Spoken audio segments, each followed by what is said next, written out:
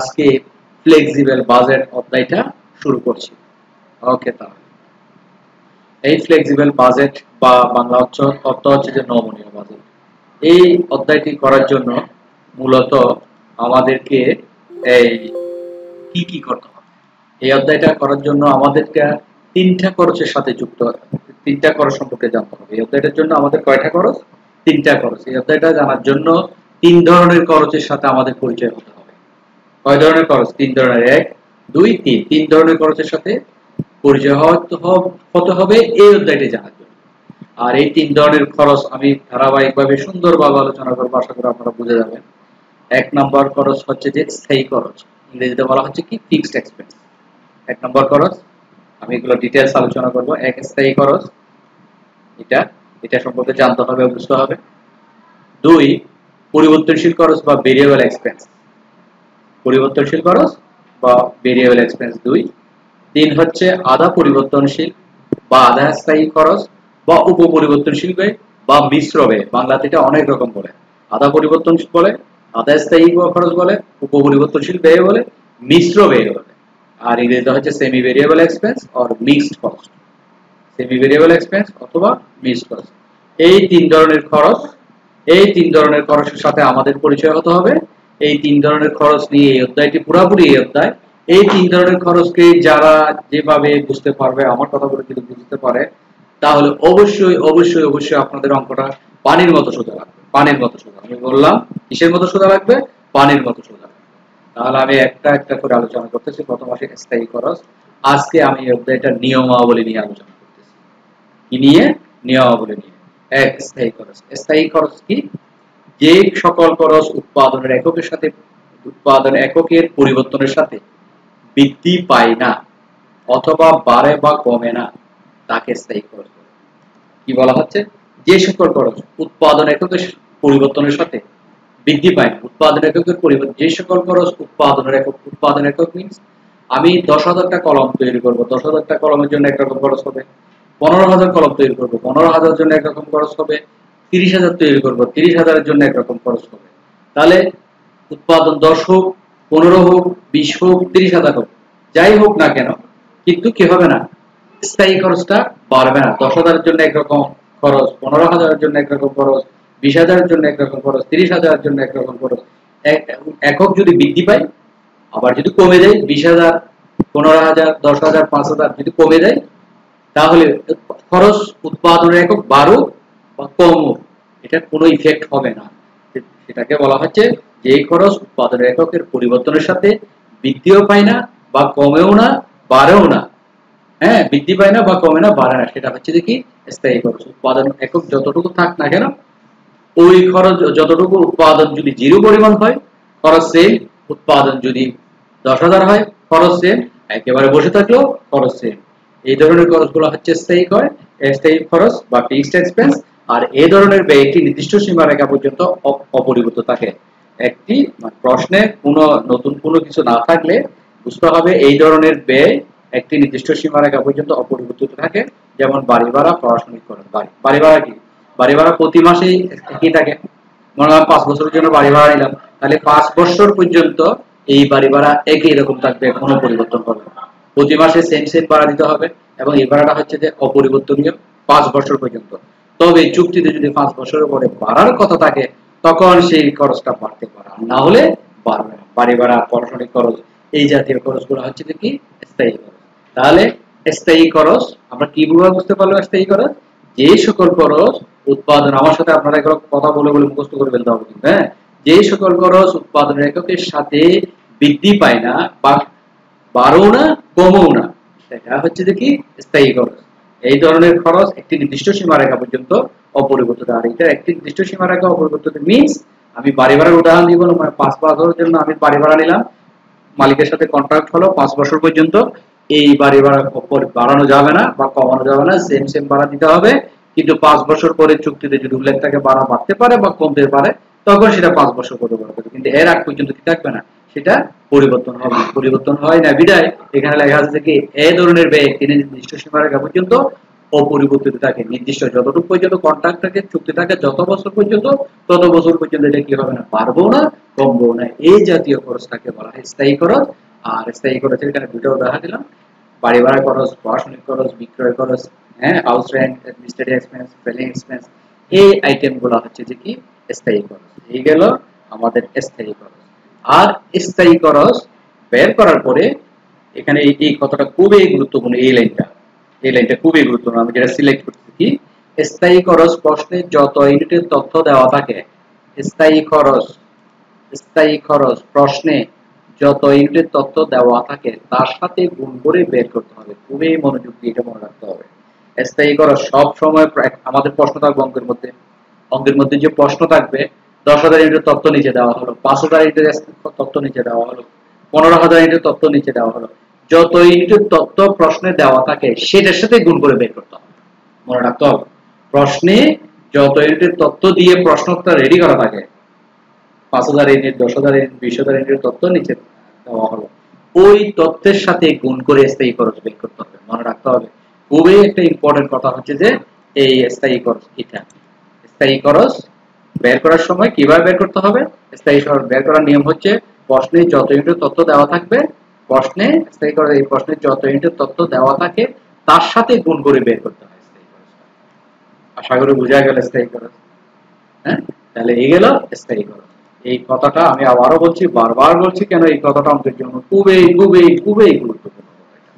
কারণ অঙ্ক স্থায়ী খরচ বের করার সময় কিভাবে বের করতে হবে, স্থায়ী খরচ বের করার নিয়ম হচ্ছে যে কি, আমাদের অঙ্কের উপরে বা নিচে যেখানে থাকুক না, বিশেষ করে উপরে থাকে প্রশ্নে, 10,000 ইউনিটের তথ্য নিচে পরিবেশন করা হলো, 5,000 ইউনিটের তথ্য নিচে দেওয়া হলো, এই যে কত ইউনিটের তথ্য দেওয়া হলো, ওই ইউনিটের তথ্যের সাথে গুণ করে স্থায়ী খরচ বের করতে হবে।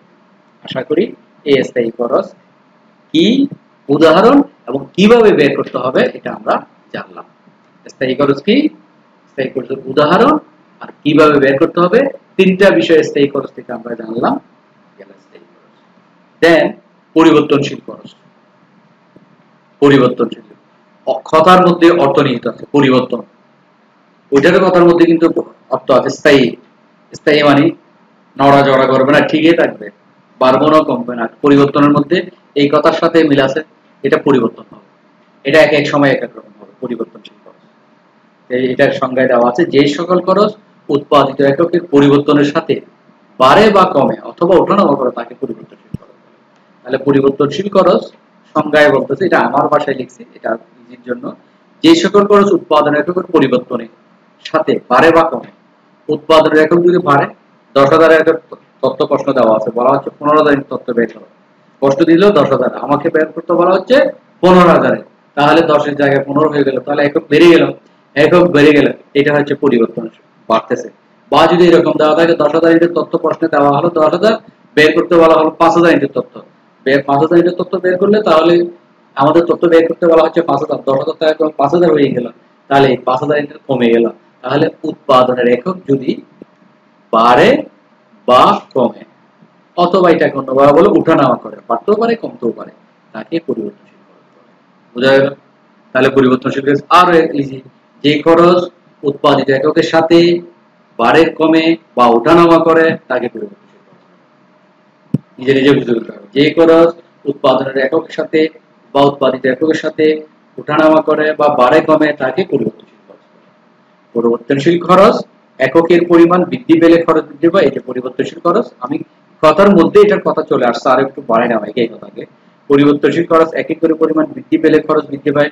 ওই যে বললাম 10,000 থেকে যদি 15,000 হয় তাহলে খরচ বেড়ে যাবে, আবার 10,000 থেকে কমে যদি 5,000 হয় কমে যাবে। যেটা আমি বলার সময় বলে ফেলছি, এই কথাটা আবার এখানে লিখলাম, পরিবর্তনশীল খরচ পরিবর্তনশীল খরচ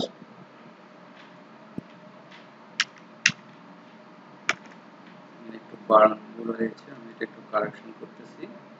পরিবর্তনশীল খরচ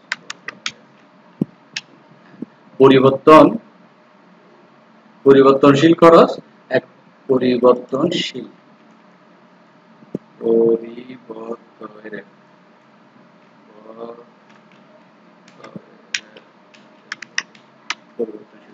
পরিবর্তনশীল খরচ এককের পরিমাণ বৃদ্ধি পেলে খরচ বৃদ্ধি পাবে, আবার এককের পরিমাণ কমে গেলে খরচের পরিমাণ বেড়ে যাবে, কমে যাবে। এটা হচ্ছে পরিবর্তনশীল খরচের নিয়ম।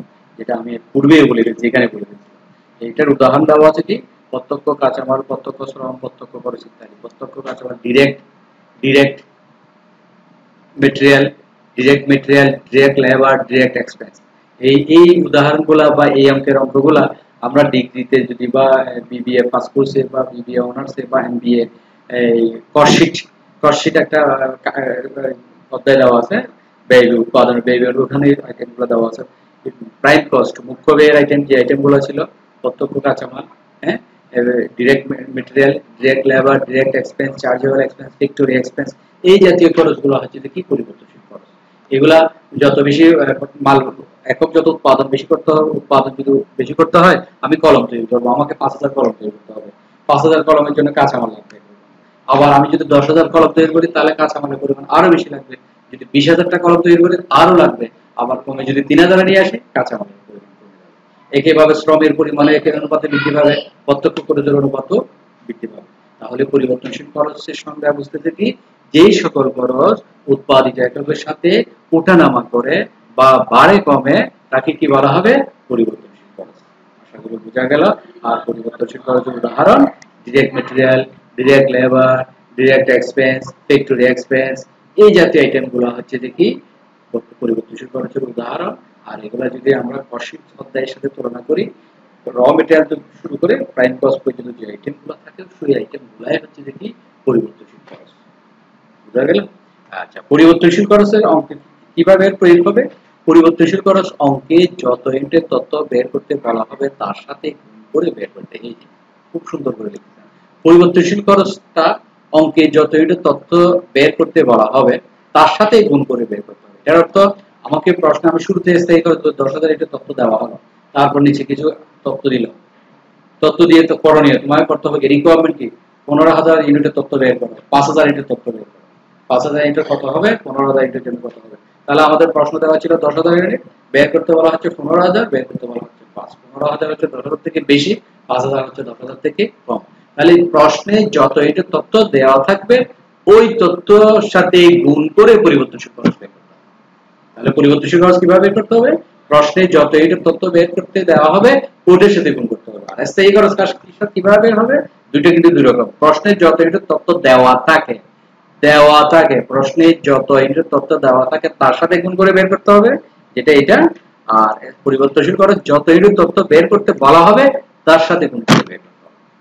এই হচ্ছে কি পরিবর্তনশীল খরচ। আশা করি স্থায়ী খরচ এবং পরিবর্তনশীল খরচ কি, উদাহরণ কি, কিভাবে বের করতে হবে, তিনটা বিষয় কি, উদাহরণ কি, কিভাবে বের করতে হবে, এই তিনটা বিষয় আপনাদের স্পষ্ট ধারণা হয়েছে ধরে নিলাম। এরপর যাচ্ছি আরেকটা খরচ, তৃতীয় নম্বর খরচ। আমাদের কাছে তিনটা খরচ ছিল, আধা পরিবর্তনশীল বা আধা স্থায়ী বা অপরিবর্তনশীল বা মিশ্র ব্যয়, সেমি ভেরিয়েবল এক্সপেন্স অথবা mixed cost. Semi variable expense বা মিক্সড কস্ট, এই যেটা উপপরিবর্তনশীল খরচ। যে এই কথাটা উপপরিবর্তন, যে খরচ পুরোপুরি স্থায়ীও না আবার পুরোপুরি পরিবর্তনশীল নয়। দেখেন কি কথা, স্থায়ী না পুরো খরচটা স্থায়ী খরচ তো করবে না পুরোপুরি, আবার পুরোপুরি পরিবর্তনশীল তো করবে না, তাকে উপপরিবর্তনশীল করবে। তাহলে এখানে দুইটা বিষয় আছে, উপপরিবর্তনশীলের মধ্যে স্থায়ী বিষয়টা আছে, পরিবর্তনশীল বিষয়টা। এক কথায় যদি বলতে যায়, যে খরচের মধ্যে স্থায়ী এবং পরিবর্তনশীল দুইটাই একসাথে দেওয়া থাকে সেটা হচ্ছে উপপরিবর্তনশীল খরচ। বুঝা গেল? যে খরচের মধ্যে স্থায়ীটা দেওয়া থাকবে, এক নম্বরটা দেওয়া থাকবে, দুই নম্বরটাও থাকবে, পরিবর্তনশীলতা থাকবে। স্থায়ী এবং পরিবর্তনশীল দুইটা মিলে যখন একটা খরচ অঙ্কে দেওয়া থাকে তখন সেটাকে বলা হয় উপপরিবর্তনশীল খরচ। তাহলে এটা ধরে নিলাম স্থায়ী খরচ এটা এক আলাদা, এটা পরিবর্তনশীল খরচ এটা এক আলাদা। এই দুটা যখন একসাথে দেওয়া থাকবে, এইরকম একসাথে দেওয়া থাকবে, কারণ দুইটা খরচ যখন থাকবে তখন সেটাকে বলা হয় উপপরিবর্তনশীল খরচ। আর এই উপপরিবর্তনশীল খরচ কি করতে হবে আমাদেরকে, এটা ধরে নিলাম এটা এটা এটা উপপরিবর্তনশীল, এখানে স্থায়ী আছে পরিবর্তনশীল দুইটাই আছে, দুটাকে আলাদা করে দিতে হবে। কি করতে হবে? আলাদা করতে হবে। আলাদা করতে গেলে যতটুকু স্থায়ী আছে এটা স্থায়ীতে নিয়ে যেতে হবে স্থায়ী নিয়ম অনুযায়ী। আমরা জানি স্থায়ী নিয়ম প্রশ্নে যত ইউনিট তথ্য দেওয়া থাকে তার সাথে গুণ করে বের করে স্থায়ী খরচ বের করতে হবে। আর যতটুকু পরিবর্তনশীল থাকবে সেটা বের করে পরিবর্তনশীলের তথ্য অঙ্কে যত ইউনিট তথ্য বের করতে বলা থাকে তার সাথে গুণ করে বের করতে হবে।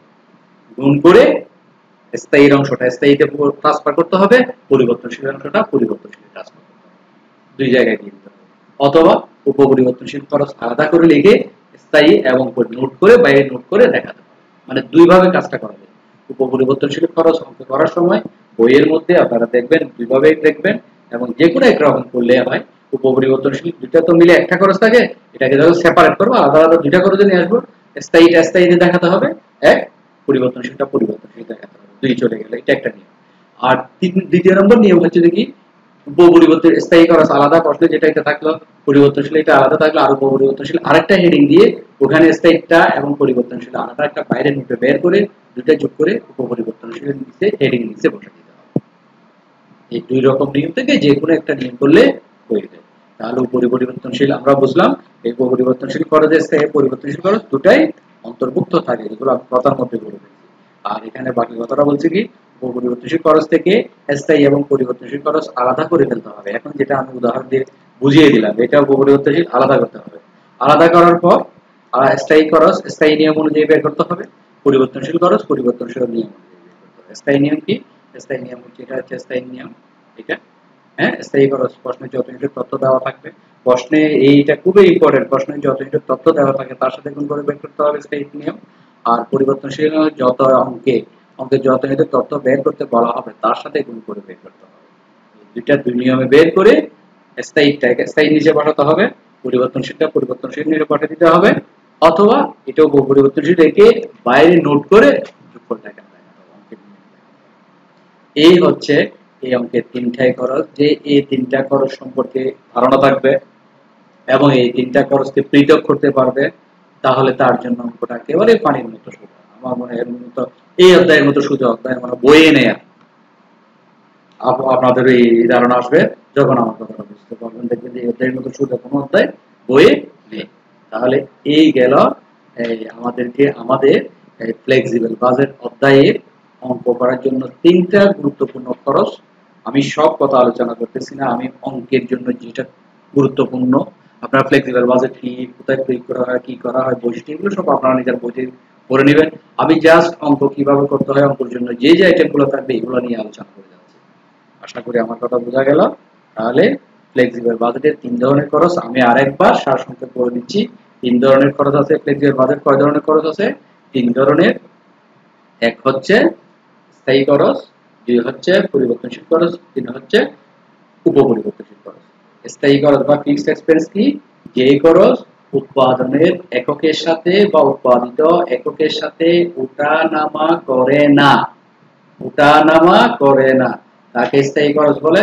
আর স্থায়ী খরচ প্রশ্নে যত ইউনিটের তথ্য দেওয়া থাকে, যত ইউনিটের তথ্য দেওয়া থাকে প্রশ্নে, এটার সাথে গুণ করে বের করতে হয়। হ্যাঁ, আর পরিবর্তনশীল খরচ হচ্ছে যেই সকল খরচ উৎপাদিত এককের সাথে ওঠানামা করে, স্থায়ী করে না, পরিবর্তনশীল করে। ইজি একটা সব পড়া। পরিবর্তনশীল আবার পরিবর্তনশীল যে খরচ উৎপাদিত এককের সাথে ওঠানামা করে তাকে পরিবর্তনশীল খরচ বলে। উৎপাদিত এককের পরিমাণ যদি বাড়ে খরচ বৃদ্ধি পাবে, উৎপাদিত এককের পরিমাণ যদি কমে খরচ কমে যাবে। বোঝা গেল?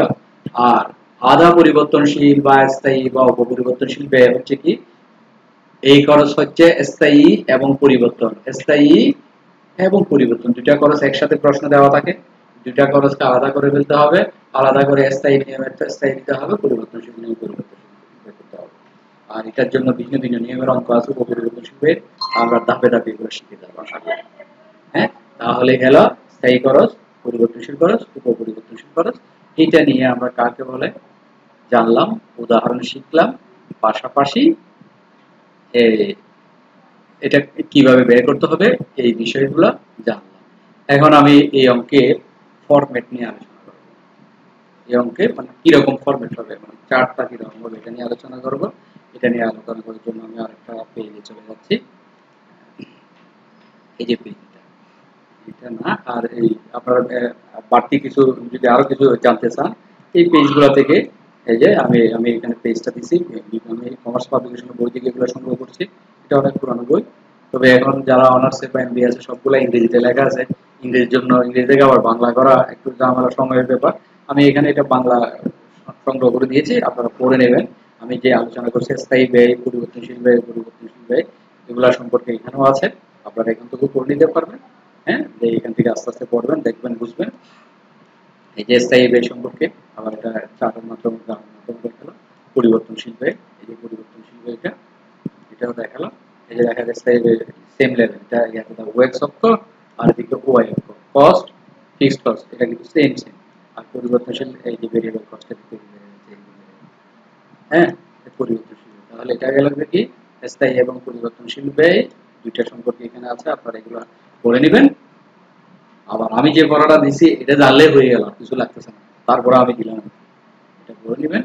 স্থায়ী পরিবর্তনশীল, এরপরে আরেকটা ছিল যে কি এই যে উপপরিবর্তনশীল দেখাচ্ছি। এই উপপরিবর্তনশীল ব্যয় এখানে দেওয়া আছে সম্পর্কে, এখান থেকেও পড়তে পারেন, বা আমি বলছি যে এটা জানলেই হয়ে গেল। এটা হলো যে উপপরিবর্তনশীল ব্যয়, এখান থেকে পড়তে পারেন, বুঝতে পারবেন। এই গেল তাহলে আমাদের স্থায়ী পরিবর্তনশীল, উপপরিবর্তনশীল এগুলো গেল। এরপরে ধাপের মধ্যে আমরা চার্ট নিয়ে যাই, ফ্লেক্সিবল বাজেট বা নমনীয় বাজেটের রচনা প্রয়োজনীয় পদক্ষেপ।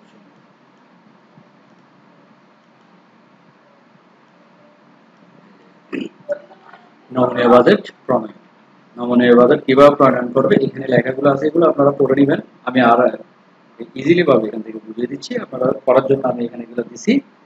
হ্যাঁ, আর একটু জানার জন্য আমি ফরম্যাট, অঙ্কের ফরম্যাট কিভাবে হচ্ছে এটা আমি দেখাচ্ছি। ফরম্যাট 1, এটা হচ্ছে ফরম্যাট 1। আমি এখানে মাউস পয়েন্ট, এটা তো বই থেকে ফটো নিয়ে দিচ্ছি ছবি, এগুলো আমি সিলেক্ট করতে পারতেছি না, আশা করি কার্সার মাউস দেখতেছি, মাউস পয়েন্টার। এই ফরম্যাট 1, এই ফরম্যাট 1 এ ফ্লেক্সিবল বাজেটের একটা নমুনা দেখা যায়। এই ফ্লেক্সিবল বাজেটটা দুই ফরম্যাটে তৈরি করা হয়, এটা হচ্ছে 1 নম্বর ফরম্যাট, আরেকটা হচ্ছে 2 নম্বর। যে কোনো একটা করলে হয়, বইয়ে আছে, আমি বুঝাচ্ছি। বইয়ে অঙ্ক করার সময় অনেক সময় এরকম ফরম্যাটে থাকে, অনেক সময় আরেকটা ফরম্যাটে থাকে, দুইটাই আমি বুঝিয়ে দিব। যে কোনো একটা করলে হবে। তো প্রথমত কোম্পানির নাম লিখতে হবে, এই যে ফরম্যাট কোম্পানির নাম, flexible budget, level of activity কত পার্সেন্ট করতে বলা হয়, যেমন এখানে 50%, 80%, 100%, এটা পার্সেন্টেজ দেওয়া আছে। Level of 50%, 80% and 100% activity for the period of ended, এক মাসের অন্তর নাকি 2 মাসের না কত মাসের অন্তর। এরপরে details, rate, level of activity 50%, 80%, 100%, 50% এর মান, 80% এর মান, 100%। এটা গেল রেট। আর প্রাইম কস্ট, এই প্রাইম কস্ট আশা করি এটা আপনারা সবাই পরিচিত আছেন, যারা এমবিএ তে আছেন এরা বলে, ডিগ্রিতে আছে, বিবিএ বা এমবিএ যারা আছে, এগুলা prime cost. Direct material, direct labour, direct expense, এই তিনটার যোগফল হচ্ছে প্রাইম কস্ট। এই যোগফলটা উপরে লেখা যায় এবং নিচে লেখা যায়, এই তিনটার যোগফল হচ্ছে প্রাইম কস্ট। এগুলো হচ্ছে সবগুলা ভেরিয়েবল এক্সপেন্স, মনে রাখতে হবে। আমি উদাহরণ বলছি, ডিরেক্ট মেটেরিয়াল, যত বেশি ফলন তৈরি করবে তত বেশি মাল লাগবে, তত বেশি লেবার লাগবে, তত বেশি অন্যান্য খরচ হবে। তাহলে ডিরেক্ট এই যেগুলা এককের সাথে ওঠানামা করে সেগুলো হচ্ছে পরিবর্তনশীল খরচ। এই পরিবর্তনশীল খরচের উদাহরণ মধ্যে যেগুলো সব ডিরেক্ট আছে, সব ডিরেক্টের যোগফল হচ্ছে প্রাইম কস্ট। এক কথায় সব ডিরেক্ট এবং ফিক্সড ওয়াইজ এগুলোর যোগফল হচ্ছে দেখি প্রাইম কস্ট।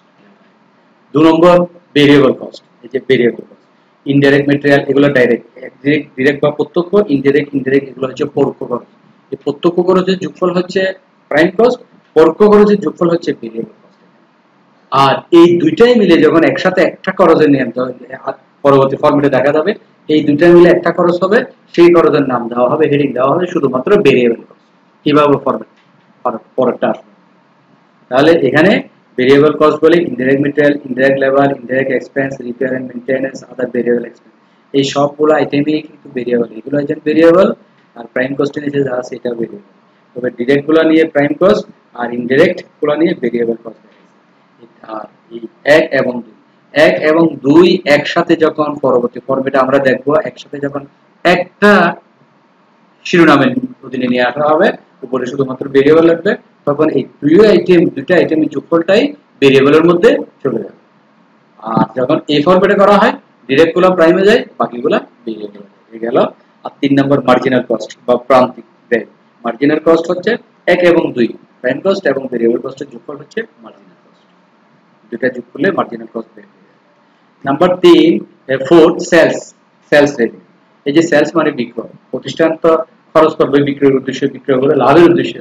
এই যে বিক্রয়, এখানে বিক্রয়টা দিয়ে দিবে, বিক্রয় প্রশ্ন থেকে বের করে দিতে হবে, বিক্রয় থেকে মার্জিনাল কস্ট বি করতে হবে, লেখা আছে 4 বিয়োগ 3, 4 হচ্ছে সেলস, 3 হচ্ছে মার্জিনাল কস্ট, 4 থেকে 3 বিয়োগ করলে কন্ট্রিবিউশন বের হবে, কন্ট্রিবিউশন মানে অবদান বা লাভ, সেলস থেকে মার্জিনাল কস্টিং বাদ দিলে কন্ট্রিবিউশন বের হবে। এই সেলসটা অনেক সময় অঙ্কের শুরুতেই থাকে, একদম এখানে দেওয়া থাকে, সেলসটা কোথায় দেওয়া থাকবে, একদম শুরুতে থাকবে, আবার এই দুটো নিচে পড়বে, সেলস থেকে এই দুটো যোগ করে মার্জিনাল কস্ট যোগ করে ফর কন্ট্রিবিউশন হবে। বইয়ে এক এক সময় এক এক ভাবে করছে, আপনাকে বুঝে নিতে হবে। তাহলে বের হয়ে গেল কন্ট্রিবিউশন। তাহলে কন্ট্রিবিউশন বের করতে গেলে কি করতে হচ্ছে, প্রাইম কস্ট 1, 2 ভেরিয়েবল কস্ট, এগুলো কিন্তু শিখে রাখতে হবে। আমি এটা ফরম্যাট নিয়ে আলোচনা করতেছি, কারণ এই ক্লাসের পরবর্তী আমি অঙ্ক নিয়ে আসবো, এই ফরম্যাটের ভিত্তিতে আমি অঙ্ক নিয়ে আসবো, আপনাদের এগুলো অবশ্যই শিখে রাখতে হবে। 1 এবং 2 প্রাইম কস্ট এবং ভেরিয়েবল কস্ট যোগ করা হচ্ছে মার্জিনাল কস্ট, 1 এবং 2। নাম্বার 4 হচ্ছে সেলস রেভিনিউ, সেলস দিয়ে দিলাম, সেলস বাই করা। নাম্বার 5 হচ্ছে কন্ট্রিবিউশন, কন্ট্রিবিউশন মানে অবদান, 4 থেকে সেলস থেকে মার্জিনাল কস্ট বাদ দিলে কন্ট্রিবিউশন মার্জিন। আবার এটা অন্য অনেক সময় অঙ্কের মধ্যে বলতে সেলসটা একেবারে উপরে থাকে, তাহলে ওই সময় সেলস থেকে প্রাইম কস্ট এবং মার্জিনাল কস্ট দুটো যোগ করা হবে, ভেরিয়েবল কস্ট যোগ করা হবে, মার্জিনাল কস্ট বাদ দিলে তখন কন্ট্রিবিউশন। বুঝা গেল? এই গেল এতটুকু। এটার আরেকটু অংশ আছে, আমার কাছে ফিরে যাচ্ছি।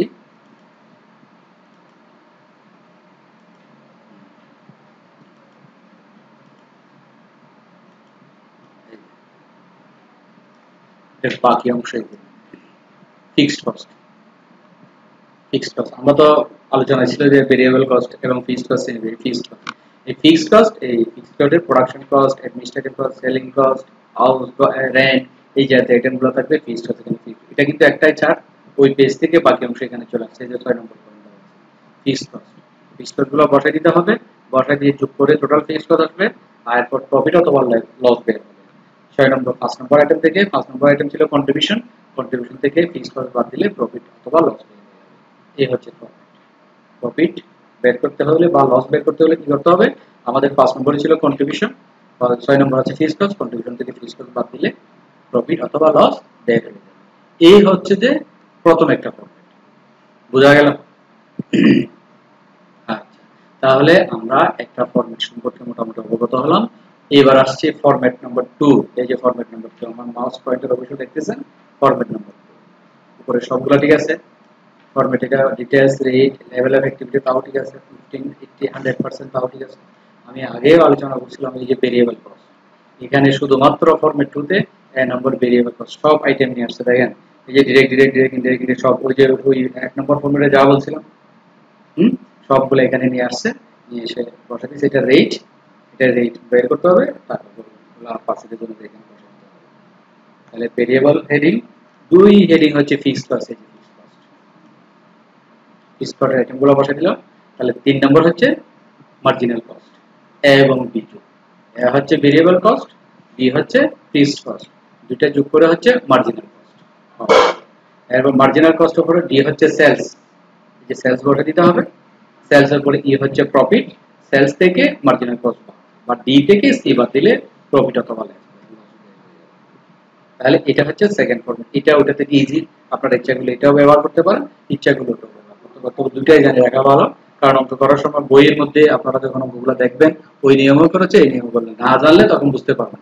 আপনি এক নিয়ম অভ্যস্ত, এটাতে অভ্যস্ত হন, এটা একেবারে বেশি সোজা, অন্যটাতে বেশি সোজা অভ্যস্ত হন, এটা কিন্তু ওইটাও জানতে হবে, দুইটাও জানতে হবে, না জানলে এটাতে আপনি করতে পারবেন। সেই জন্য দুইটা ফরম্যাট থেকে জেনে রাখতে হবে।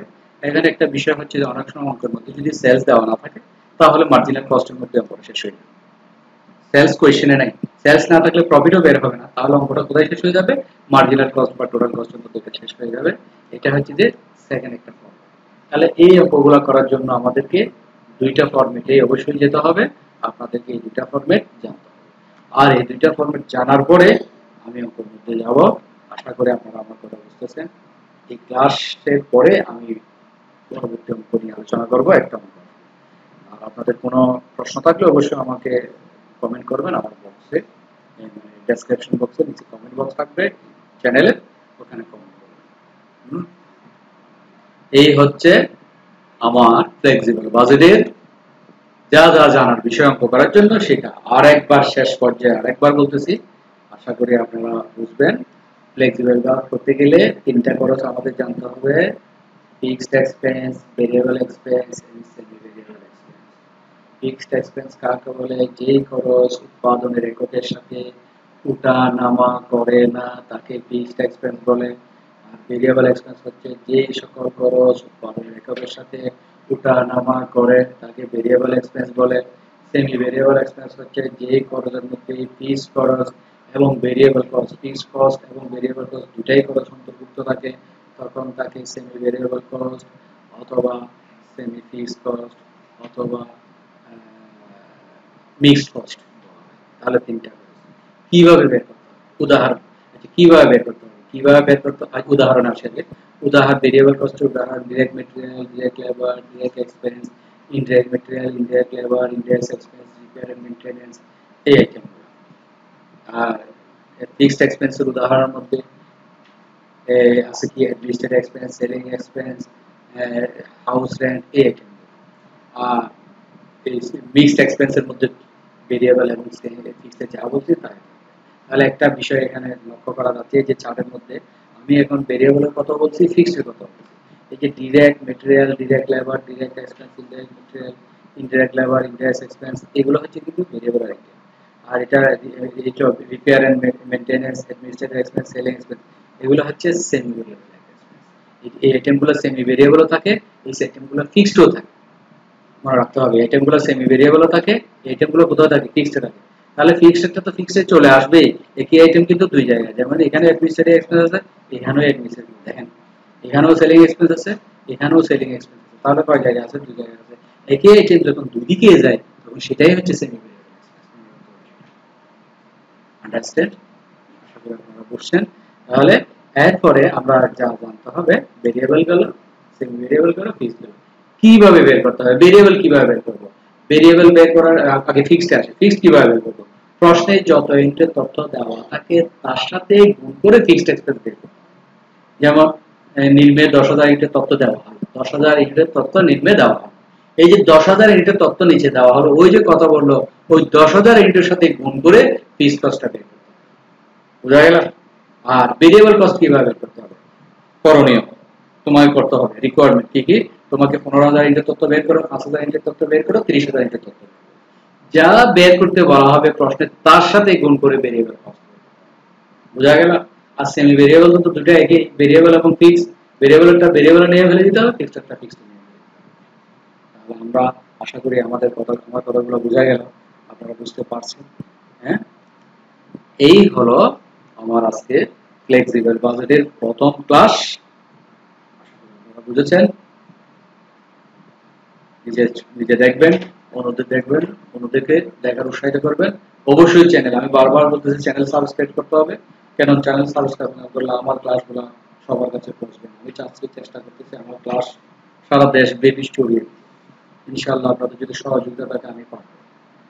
হ্যাঁ, ওকে, ধন্যবাদ। আজকে ক্লাস আমি এখানেই শেষ করতেছি। পরবর্তী ক্লাসের জন্য চোখ রাখুন ধারাবাহিকভাবে দ্বিতীয় ক্লাসে।